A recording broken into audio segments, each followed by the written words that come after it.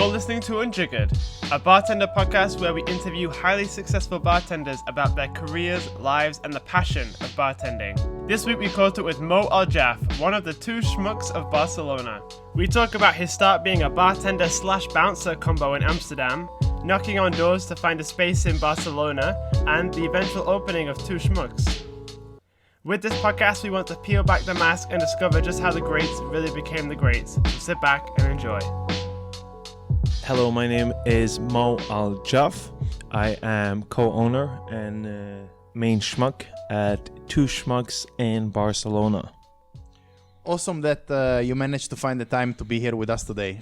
How's Singapore treating you? Dude, it's filling me with joy. Singapore is such a fantastic city with such an incredible industry, and I'm happy and grateful to be here. What were you here for? What did you do? So we did a few events together with Force Gin and the guys from the Pontiac. We went to Hong Kong to do an event at the Pontiac, and then when we did that together with Beckley Franks, we figured let's do Singapore as well. Why not? We're right over that side of the pond, so let's just get at it. And so then we decided to come here, and we did an event at Neon Pigeon last night. How did you find Hong Kong? Hong Kong had a crazy energy. It was really, the hustle is real, the energy is real. People are just going after it. It's just active. I really liked it. There was a lot of love. That's awesome. That's what I find with Asia, generally speaking, is that there is a lot of love around, Absolutely. It's something that almost a little bit, like you see it from coming where we're from, and I'm like, oh my God, these guys are so close and they have such a tight bond, and it's happy to be a part of, even though if it's for a couple of days, it's happy to be here and be a part of that. So let's start to talk about you. We know that you started your career in bartending a while ago, but we probably know you best. Like the first time I kind of heard about you was with Legacy, but how did you get to that stage? So, I've been in the nightlife industry now for maybe around 10 years. Probably 10 years, yeah. I'm 29. I started when I was around 19. And I started in the most unglamorous way possible. I left home as early as I could. And I started around in the red light district in Amsterdam. I was not doing that. It's a very vibrant bar area though. But I started actually just giving out flyers on the street because I couldn't get any job. And giving out flyers on the street, you would make a small commission. It was for the pub crawl. And so I was just on the street giving out flyers. And one day, one of the bars that we would go to with this pub crawl, they said that they were hiring people. And it was a dive bar in the red light district. And I lied my ass off on a resume. I said that I had so much experience. Who didn't, right? Yeah, yeah, right. The manager, Zach, he completely saw through that shit. Like, he knew I was lying, but he liked that I tried so hard to get this job. And he put me, this bar, they also had a little hostel. Okay. So he put me for the first 6 months on, I was a bouncer at the door because of my size. And I was the graveyard shift at the reception. So I'd work from midnight to 6 a.m. Okay. And then I would encourage the guys at the bar to try to call in sick because I wanted to work in the bar so much. And I was like, I'll cover your shift, man. I'll cover your shift. So in the beginning, I would work these crazy hours to try to get into the bar a little bit. And then I covered more and more shifts and got into the bar eventually. But I didn't really start working with cocktails or with cocktail bars until 5-6 years into working in bars. I worked in Amsterdam for a few years. I worked for a few months in Barcelona, and then I was in India for a little while, and then I worked in Thailand for a year. And in all these places, I had just worked a lot of dive bars, really.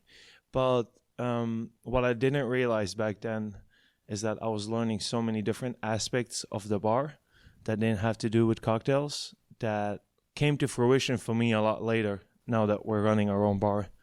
And at one point, I moved to Norway, where I started working as a barista because I was like, you know what? Let's learn about coffee. Why not? And I met AJ in that barista place. He was the one who was teaching me about coffee. AJ is now my partner at Two Schmucks. The same company that I worked for a barista for, they were the same company that opened Hiphop. Mm-hmm. So when they were opening Hiphop, they sent out a message to the company that they're opening this new bar, and anyone who was interested could apply. And I thought, you know what? Let's try this crazy cocktails thing. Why not? So from the cocktail side, I haven't had that much experience, but I think I learned a lot about it quickly because I had already spent all that time to learn everything else about bars. Mm-hmm.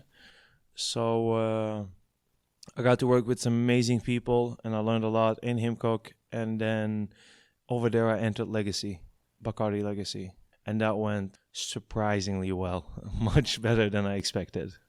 Before we get into Legacy, a few questions about Amsterdam, because I find very interesting the fact that you worked in the red light district. What kind of clientele do you get in your bar when you're there?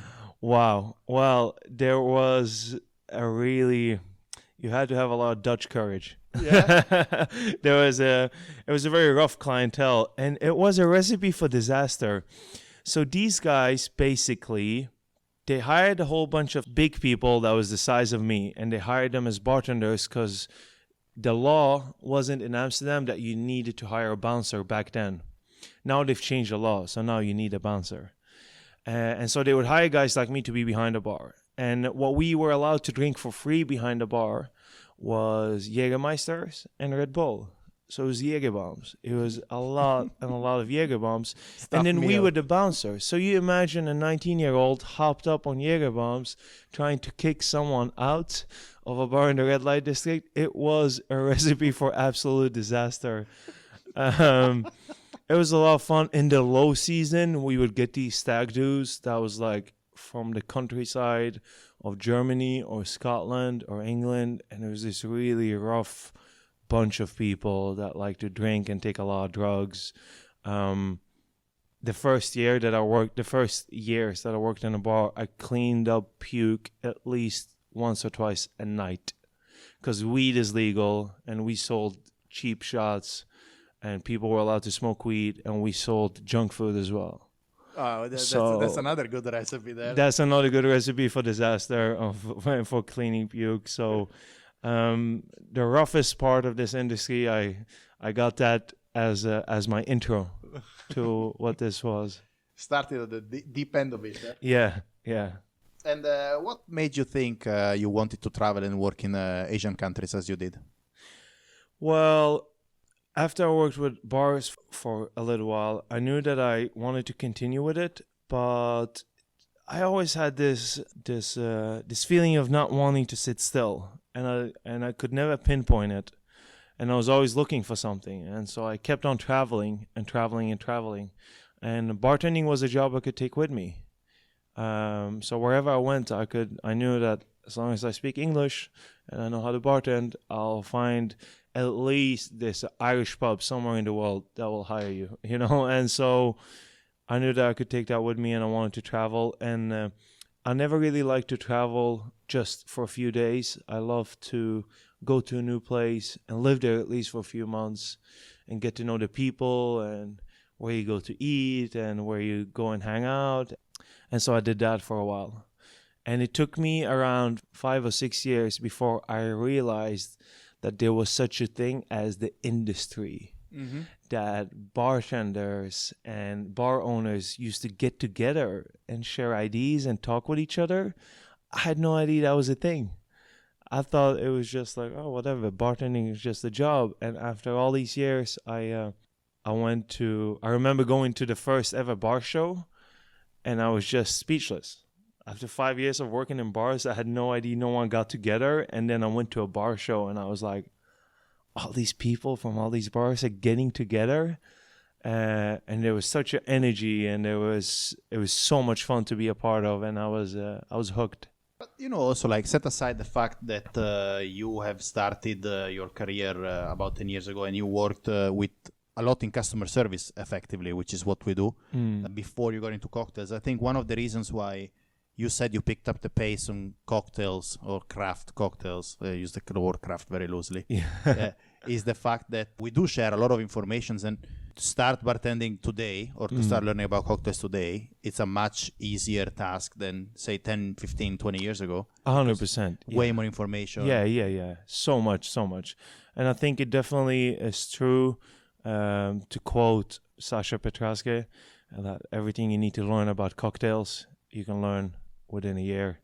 But learning about people, learning about bars, learning about, like, my first ever manager, I will never forget, without me even knowing, he taught me so much about light and music, and I had no idea. But every day he would come into the bar and he would say a couple of sentences about the music and a couple of sentences about the lights and why I should change it like this and why I should change it like that.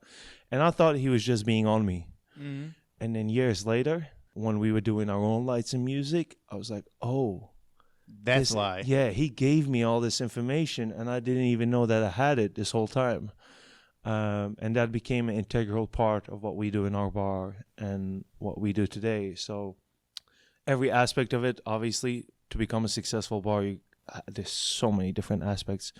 But the cocktails things was definitely an interesting one. Talking about legacy, it's a very unique competition in the sense that there is a heavy focus on the marketing side rather than the drink side itself.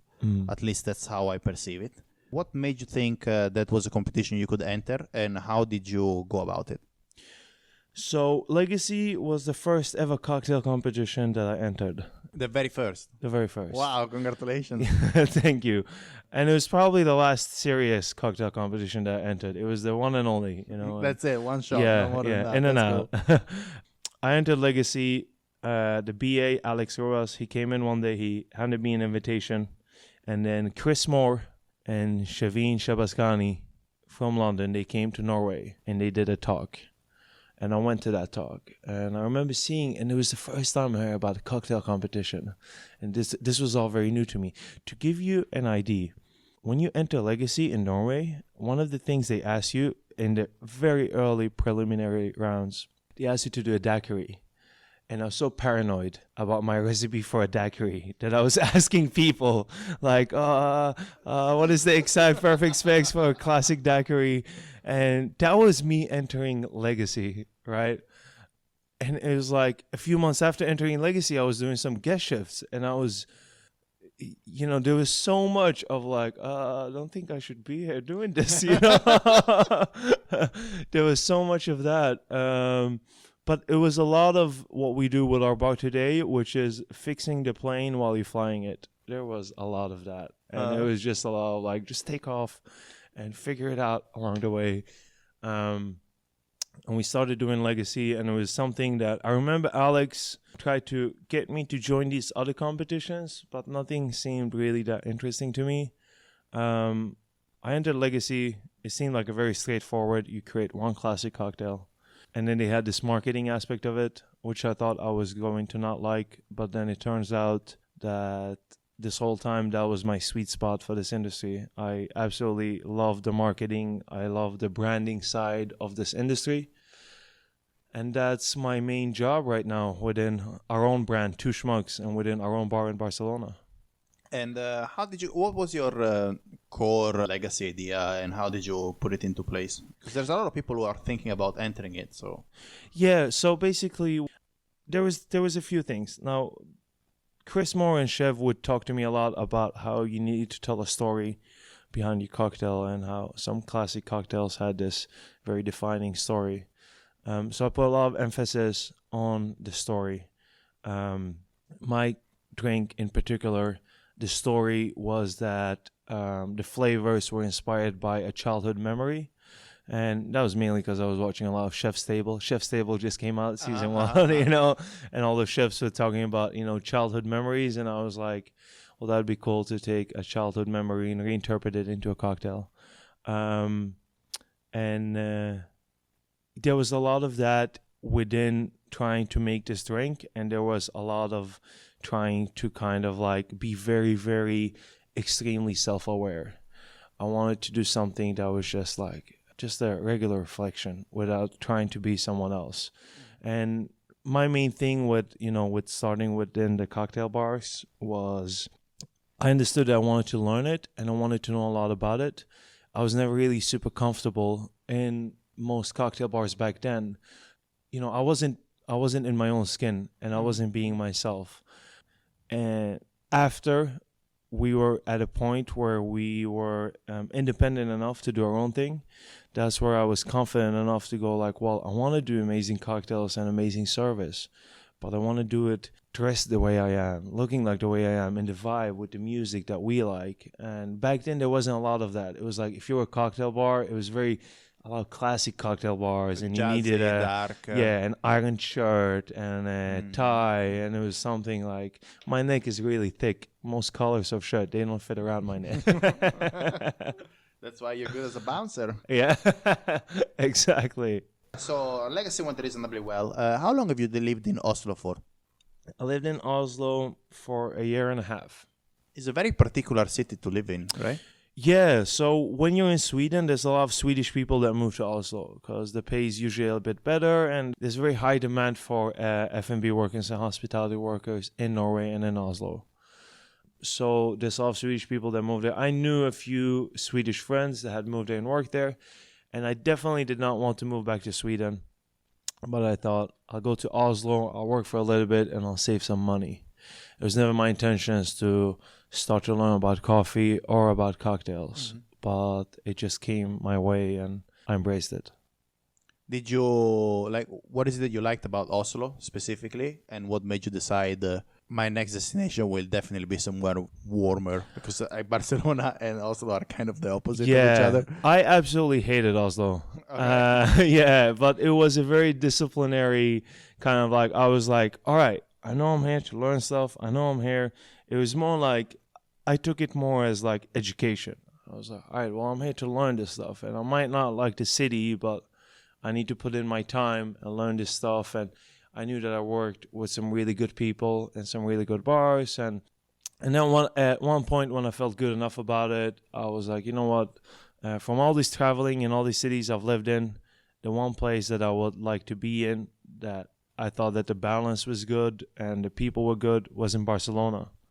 And I had a good partner, and I knew some people in Barcelona. And, I suggested the idea to AJ, my partner. And then we booked a one-way ticket and we moved down to Barcelona. That takes a lot of balls, huh? Yeah.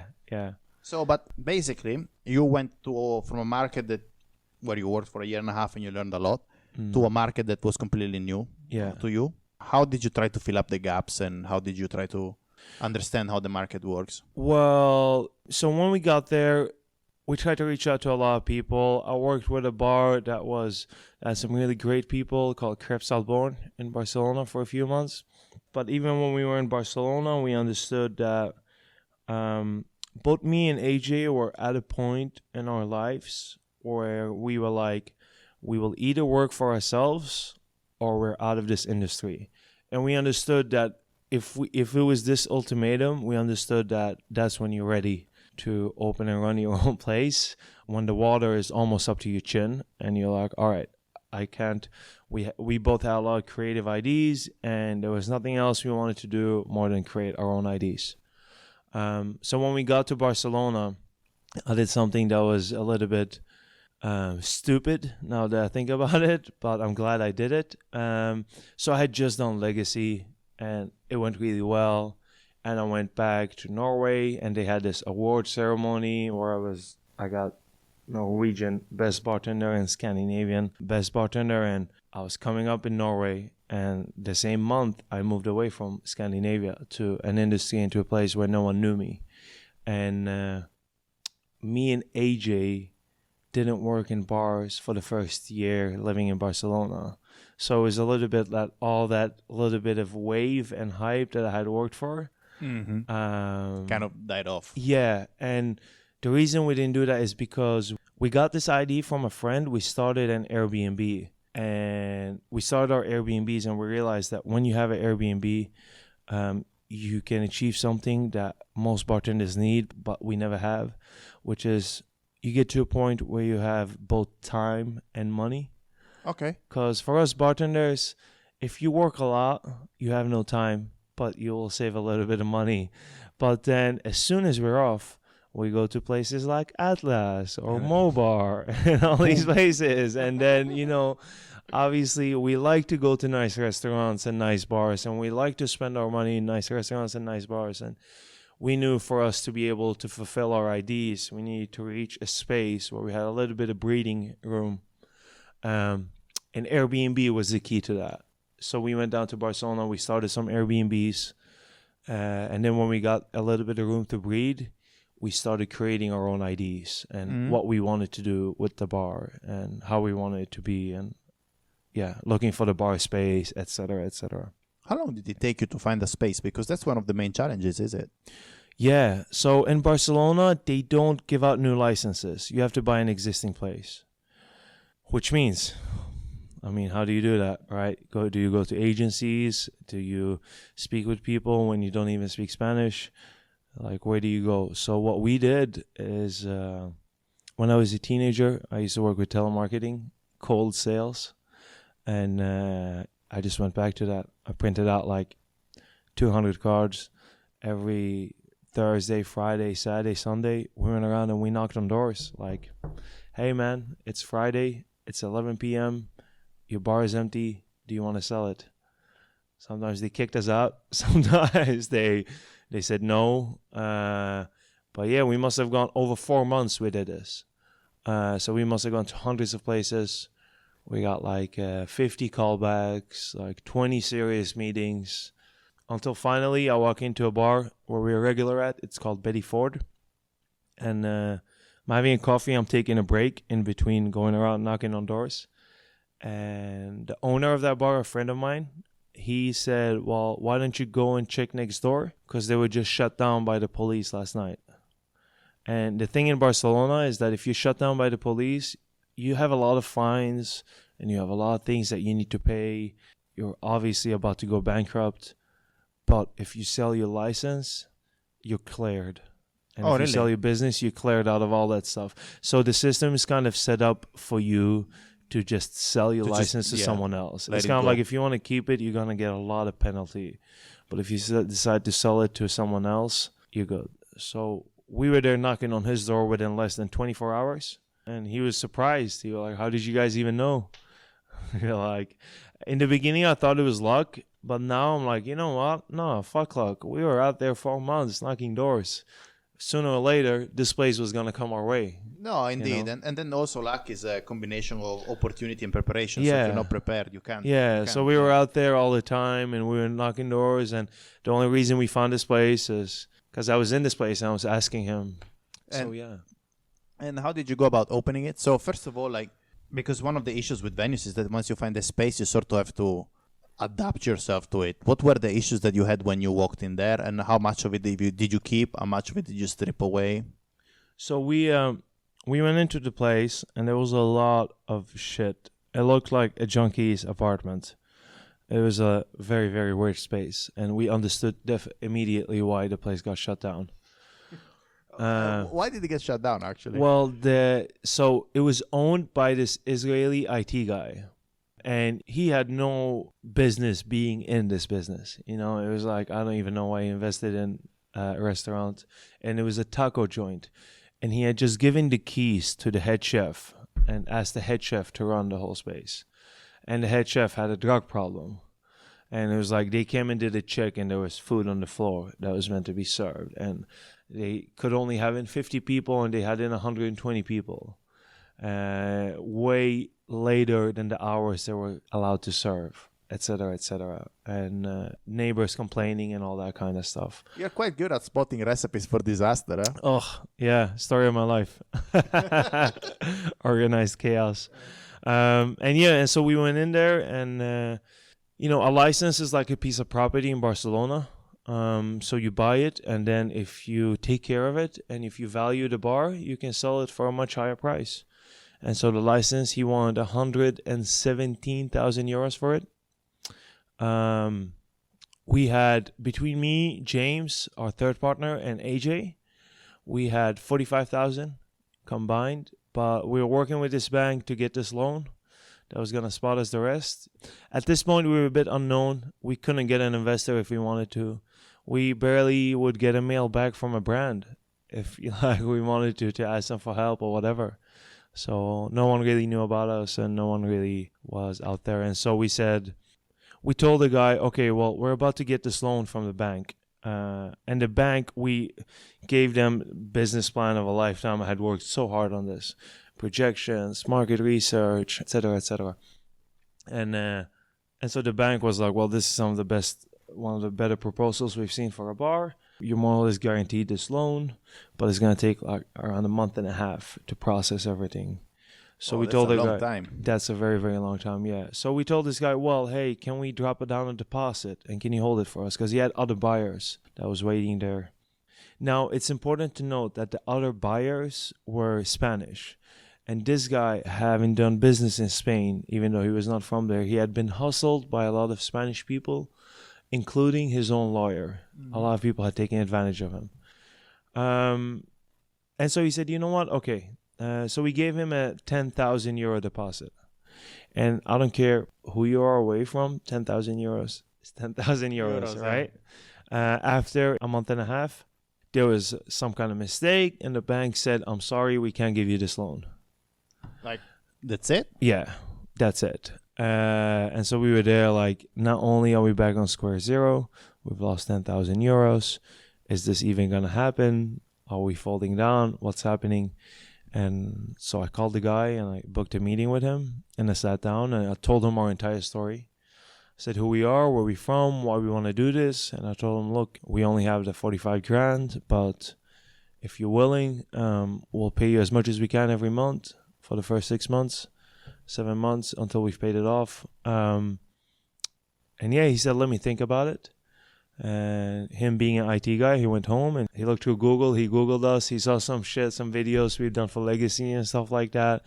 And through this month and a half, our lawyer had helped him avoid some fines and stuff because his own lawyer was hustling him. So he decided that, you know what, I'll give it to you guys. To this day, I'm like, man, if I had some guys with all the money ready, or a couple of schmucks that wanted to pay me month by month, I would have given it to the guys with the money ready. But, he decided to give it to us. And that's one of the reasons why it was called Two Schmucks, because we had 2,000 euro to build a bar. We didn't even have seating in the beginning. We built everything DIY. Our bar station was one of those beer fridges that open from the top. We had a few benches. A friend of ours borrowed us a whole bunch of power tools. So we just bought a whole bunch of wood and we built this stuff. And it was like electric wires hanging, water dripping, uneven floor. But the cocktails were good and the service was good.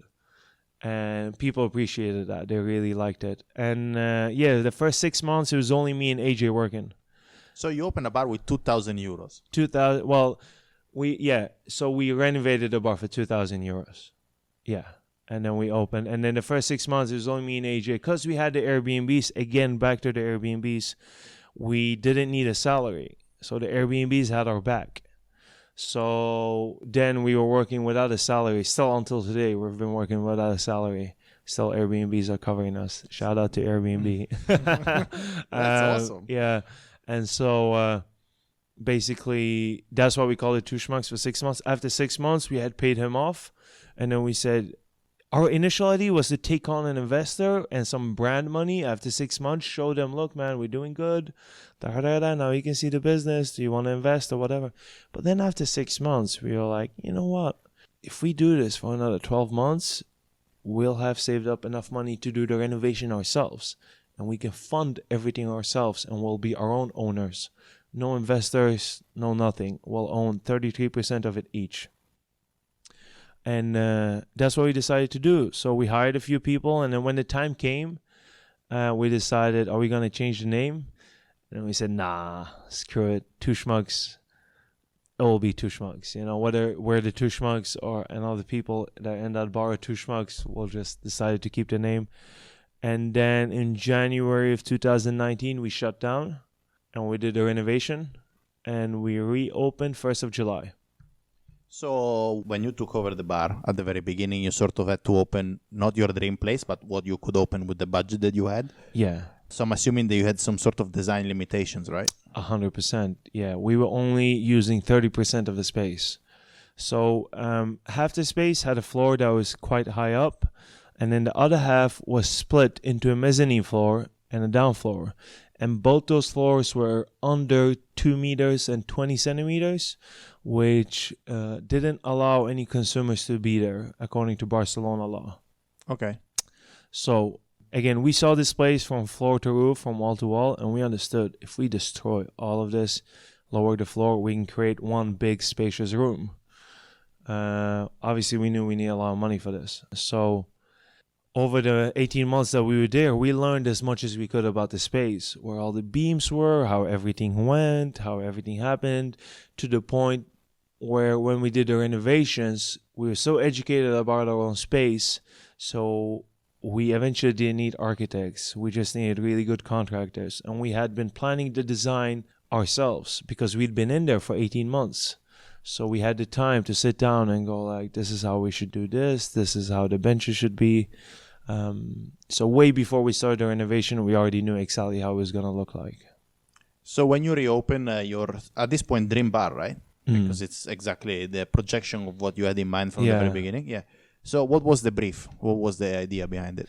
Well, when we ran the first Two Schmucks, after a year, we found what our concept finally was. It was a 5-star dive bar. That's what it was. It was a dive bar with a 5-star service that we tried to do. With this new bar, with this new Two Schmucks, right now it feels like getting a brand new house that is unfurnished, right? And it's your house, but it's not your home yet. And we can't force it. It's going to take us some time to make us feel at home. With the first Two Schmucks, it took us a year before I could even explain what kind of style of bar it was. But with this other Two Schmucks, what we want to really try to create is kind of more like a living room feeling. Like you're at someone's house. And we tell all the people that work with us, when they approach hosting or when they approach the guests, to treat it like you're hosting someone at your house. My earliest experience of hospitality is my mom giving me shit when my friends would come over when I was a kid because I didn't offer them like juice or cookies or that kind of stuff. And I always tell them, treat it like you're hosting a house party and the people in your house, hey, how you doing? Go around, mingle, speak with everyone. And so we try to treat it like that vibe. And we're trying to find our own way kind of as we're going through it. But yeah. How big is your team? Right now, we are a total of 6 people. Okay. So not that big. We're going to expand the team by a few people, but right now, me and AJ are still doing a very heavy full-time behind the bar. Mm-hmm. But me and AJ will both be going down to 2-3 days a week behind the bar to have half the week to work in the business and half the week to work at the business. And how was your bar perceived by the local community? Obviously, I think you had a good relationship with the bar next to you, which is the guy. Yeah, 100%. Well, we're in a very amazing area, which is called the Raval. And the Raval is kind of like this. It's been this immigrant-filled area, it was the right neighborhood for us. We were so lucky to find a bar there because it was exactly what we needed. It was an area that accepted us for being foreigners, for being English-speaking foreigners. And it's an area which has got an amazing mix of expats, of locals, and of tourists. Any given day when I look across the bar, I'll see some Spanish people, I'll see some German and Swedish expats, and I'll see some American tourists all in the same night in the bar. And that makes me happy. I truly believe that the people in your bar decides the atmosphere of your bar. And so we try to create a space that will reflect that. And how was this perceived by your peers, by the other bartenders in town? It was good. We have a very tight community with some of the other bartenders in town. Obviously, we do a lot of events as well, a lot of industry events. And I think, so when we started Two Schmucks, again, we went of being incredibly self-aware. And we were like, when we started Two Schmucks, it was at the peak of the going local trend, right? Where everyone was like, every cocktail bar, everyone wanted to do the, the 10-kilometer menu and the foraging and everything's from across the street, And we were going completely the opposite. Because I was like, look, we can do the Spanish thing good, but it will never be us. Because and we you're can not Spanish. No, exactly. And we can never do it really great. And we're like, at the end of the day, we wanted to open our own space to be ourselves. I wanted to wake up and just be my own brand, right? And I also believe that when you look at a lot of successful bars, like you look at the Dead Rabbit and you look at Jack and Sean, those are Irish boys from the pub. And you can definitely see that, and how they are and how they like kind of behave themselves. And I was like, I really just want to be myself. I want my brand to reflect that. So then we said, well, the same reason why you would go to an Indian restaurant in London, right, is for escapism, right? You want to feel that you're somewhere else for the evening. And we were like, why can't our bar be like that for the Spanish people? Why can't we be escapism? So when they want to feel like they're not in Spain, they'll come to our bar. So it was really the anti-local bar. But I think it was also a breath of fresh air. And in the while, it was a little bit, we'd have a lot of Spanish people that come in and ask for the red wine with Fanta lemonade or the Brugal and Coca-Cola or the stuff that we didn't have. But over a while, we got our own regulars of Spanish people and chefs and bartenders that perceived this as something positive. How big is your menu? So we have a 10 cocktail menu that we change quite frequently, at least once a month, sometimes even more frequent. And then we have a classic cocktail menu where every classic cocktail has been, it's kind of like a spirits list and a cocktail menu combined. And every bottle, because we don't have such a big back bar, 40 bottles, 39 to be exact. Oh, that's very cool, actually. Yeah, and so we have one classic cocktail that we think is perfect with that bottle. Okay. So with that specific bottle, whether that's Forged Gin or whether that's Hendrick's Gin or Haymass Old Tom, we have one classic cocktail that fits every one of those bottles. So we have a classic cocktail menu of around 30, 40 classic cocktails.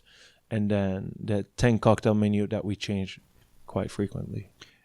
So to address the elephant in every Spanish room, gin tonic is massive in Spain, is it? Yeah, gin tonic is massive. Like everything else that was gimmicky and annoying and weird, I felt that it was a necessity, right? All this stuff was a necessity because it opened the Spanish people for the option of what a different bottle does to a simple drink, what different herbs and botanicals do, and it opened a lot of Spanish people's eyes for craft cocktails. So first they started with the gin tonic, and then they said maybe I'll try this gin fizz, and then they went on and maybe tried some more cocktails. So obviously credit goes where credit is due, but as us going hard into escapism and not being Spanish, our gin tonic is a very incredibly minimal one, served in a highball glass with no garnish, a distilled acid solution. So it's just this, it looks like a glass of sparkling water. But it's a gin tonic, yeah. But it's a gin tonic, yeah. So we said, okay, we're not going to do the fishbowl. We're not going to do all those garnishes. But we've worked hard on it to create this unique gin tonic that we've gotten a lot of praise from Spanish people. So that makes me very, very happy. Also, I think Spanish people are a little bit sick of those bowls now. It's been there for quite a few years. So they're been there for a decade, even more. Yeah, they're finally over it, which is good. Yay. Earlier on, you mentioned the importance of music. How do you go about it, and what music do you play in your bar? We play mainly old school hip hop music. I have a belief that old school hip hop music works in every scenario. If it's two people in your bar, it works. If your bar is packed, the bass line together with the instrument in old school hip hop music, it works. So we play mainly that. We changed it up a little bit. We put a lot of emphasis on the speakers, and we want everyone to be able to have a conversation, yet have the music there. At any given point, if you feel like you want to listen to the music, it's there. But if you want to have a conversation, you can clearly have one as well, especially across the bar. So we try to look at that and adapt and change that all the time. That sounds very cool. Hip-hop is becoming more and more a thing in cocktail bars. I think, as you mentioned, when you started to get into cocktails, like about, say, 5-6 years ago, it was this like sort of dark room, jazzy, woody, brown stir drinks. Well, now we're moving towards this like minimalistic drinks, hip-hoppy rooms. Yeah, and again, I believe that from a few years ago, it needed to happen because cocktails had gone through so much of like, I'm getting ripped off from like the consumer's point of view, right? From whether it's the Long Islands or the Sex on the Beaches and that kind of stuff. And so you needed to go through that area where the bartender needed to look respectable and have all that really fine stuff in the jazz music for people to give credibility to cocktails again, And then what's happening right now, it's beautiful because now we're getting such a diverse range of cocktail bars. Whether it's a super minimal bar, maximalistic bar, which I love. And I think that hip-hop music helps bring it down to earth a little bit, in my opinion. And I also believe that back in the day, you used to decorate like your restaurant and play the music and stuff that you grew up with. Like you'd go to an old school Italian place and you see a picture of Frank Sinatra and Dean Martin, and it was this jazz music, and it was what the owners grew up with and liked.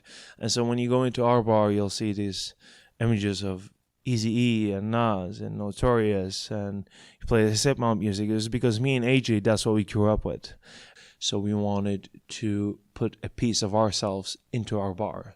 And I think a lot more people nowadays are growing up with hip-hop as it's becoming more popular. And so they're like, well, if I can play that music that I quite enjoy and I can get away with it and it fits with the room and it fits with the people, then why are we not doing it? Yeah, the only thing you need now is to make sure you have Jesse there on Saturday nights doing rap battles. And yeah, Jesse Vida, for everyone listening to this, has a music video somewhere out there. If anyone can find it, can you please send it to me? Yeah, send it to me too. If whoever can find it, please do send us the video. He's going to hate us for this. I know, right? So, talking about bars getting less and less formal, it's something that I've noticed is happening a lot with fine dining as well. I think it's an evolution that bars and restaurants are doing almost simultaneously. Yeah. And I really appreciate that because it makes food for us that we still work with flavors, but we don't work with food that much. It still makes it way more accessible and easier to digest. 100%. I remember when I was growing up, it was my belief that a steakhouse was the pinnacle of restaurants. It was like as fancy as it gets. That's just fine dining, on white cloth. Get a steak. Like I thought that was like the nicest amount of restaurants, and now it's like whether it's amazing Asian food that you get from these really cool places. Two of my favorite restaurants in the States is Mission Chinese and Turkey and the Wolf, and both those places are like plastic chairs, really weird atmospheres, but it's both made out of chefs who worked in really high up restaurants and then decided, let's do our own atmosphere, our own vibe, and have a good time. And I'm so happy that's finally going through. And I'm so happy there's more places like that. And I believe that the reason for that is because you see a lot more chef-owned restaurants, bartender-owned bars, barista-owned cafes. And the more you see of that, I think the more you'll see of this non-formal vibe. But I also think that there is a shift in consumers' perception because the perceived value of a tablecloth is decreasing sensibly, or the perceived value of a bartender wearing a tie is also decreasing. Which goes back to what you were saying earlier. And I mean, I don't think that's only in our industry. I think it's like in offices, and whether it's Facebook or Google, where like billionaires are going around in sweatpants or whatever. It's like, I think there's a whole kind of all around the world. It's kind of, it's no longer the super high up and nice thing to be the super formal person. And I mean, I'm happy for that because that's kind of like fits me perfectly. But also, I think it makes it easier for people to go out and enjoy things because you still have I think it's important to have those fancy places where you have this sense of occasion when you walk in and you sort of need to make the effort in order to dress and match the room. Yeah. But I think it's also important to have a place where you go out on a Tuesday night and you have a cracking drink, an amazing bit of food, and you don't need to wear a suit for it. Absolutely. What's the future for Tooshmaxim? Well, right now we're focusing on we just opened after a renovation. We still have a little bit to work on. We just want to hit that ROI. as fast as possible. So we're working a lot at the business. And then we're looking to see, one of my partners wants to do another place, maybe in Barcelona. We've been looking around the world for a little bit, but more than anything, we want to steady and create Two Schmucks as our little rock. Kind of like, this is the place that is our little baby that we'll take care of. And then from there, we'll see where we want to go and what we want to do. But we're all very kind of like, we travel a lot, and I'm looking around the world a lot, and I'm just humbled and happy that I get to see so much of this industry. And at no point when I started working in the red light district did I think that, I'm going to be in Singapore in this awesome place and speaking with you, for example. But yeah, like crazy stuff like that. It's quite weird for me. Talking about industry mentors, who is it that you look up to, or who was your sort of inspiration behind your development, or like you becoming who you are? We talked about Chris Moore a little bit and his background into Legacy. Yeah, Chris Moore and Chev was the guys who got me to join into Legacy, for sure. But from bartending point of view, I watched every video of Jeffrey Morgenthaler. Like, I would go home at 5 a.m. and crunch through those videos.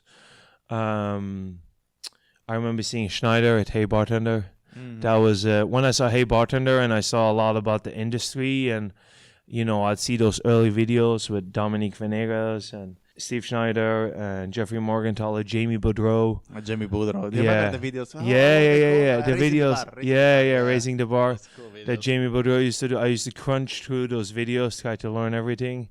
I remember thinking like, oh, he soaked his tables in Angostura. That's the coolest thing ever. How awesome is that? Like, yeah. Which is it? Canon in Seattle? Yeah. They painted with Angostura. Yeah. How cool is that? I think so. And all these people. Well, Morgenthaler particularly, his style and the way that he was like being himself and being easygoing behind the bar. And already from the early days, he was never the fancy guy.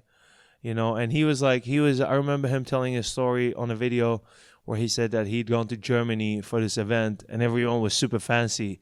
And he was there doing the Jägerita, which was a margarita with Jägermeister. And everyone drank it and loved it. And it is an absolutely fantastic drink if you haven't had it. And I was like, oh, wow, this was the guy that showed me that, oh, you can do this industry, but you can be easygoing and have fun. Like, you don't need to. And that's when I was like, oh, there's a different aspect of this cocktail industry where it doesn't need to be the super formal stuff. It can be a bit more relaxed and easygoing. But Jaeger gets a lot of stick, but it's actually a decent product, eh? It's an absolutely decent product. Jaeger is like Fernet, It's kind of like, it's just that, they went hard in the paint on that shot marketing. Yeah, they did. They kind of like, they thought that was gonna last forever, so they were like, "Yo, Jaeger bombs for life." But I think they still make money out of it. 100%. I think they never stop making money out of that stuff. Well, you're the number one ambassador for Jaeger in the Netherlands. So. Daniel Schofield is the number one ambassador for Jaeger bombs. He created the champagne bomb, where he drops a shot of Jägermeister into champagne. Back when he was working at Coupette. So yeah, he destroyed me with those. Yeah, I don't know why, but it's such a bad idea. I don't know why would anyone want to do that. Yeah, cool. I think it was awesome to talk to you. There is a last question I ask everyone, so I would like to ask that to you. If you could choose your very last drink, what would that drink be? Of the night or of forever? Your life. You're about to be electrocuted. All right, I'll have a daiquiri. Daiquiri, why? Yeah, I'll have a smackery. Just take it in one go. Like, all right, let's do this shit. Let's get it over with. Let's get electrocuted. Awesome to talk to you. Thank you so much, Mo. Thank you so much, brother. We hope you enjoyed our interview with Mo. We are Unjiggered_media on Instagram, and you can follow our accounts at mmariotti89 for Michele, Alex J. Murphy for myself, and Adrian Bessa for Adrian. Thank you for listening.